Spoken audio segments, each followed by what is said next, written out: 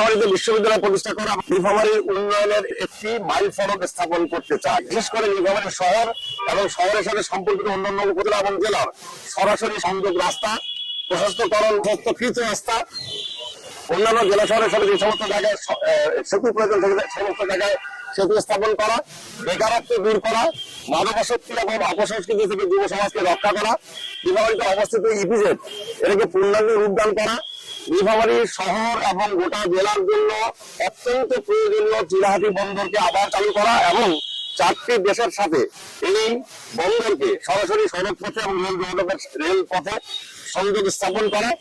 নীলফামারীতে বিশ্ববিদ্যালয় প্রতিষ্ঠা করা এবং এই লক্ষ্যে নীলফামারীর পশ্চিমের পঞ্চগড় এবং কুড়িগ্রাম, পঞ্চগড় এবং ঠাকুরগাঁ জেলা এবং নীলফামারীর পূর্বে কুড়িগ্রাম এবং লালমনিরহাট জেলা, এই 5টি জেলাকে সংযুক্ত করে নীলফামারীতে উত্তরাঞ্চলে চাহিদা পূরণ করা, শিক্ষার চাহিদা পূরণ করার উদ্দেশ্যে বিশ্ববিদ্যালয় স্থাপন করা, ব্যাপকভাবে কারিগরি শিক্ষা প্রতিষ্ঠান তৈরি করে বিদেশে কর্মসংস্থানের ব্যবস্থা করা, নীলফামারীতে যে সমস্ত পর্যটন কেন্দ্র রয়েছে এগুলোকে আরো উন্নত করে এখানে যে প্রত্নতাত্ত্বিক নিদর্শনগুলো রয়েছে এগুলো উন্মোচন করে মানুষের দেখার ব্যবস্থা করা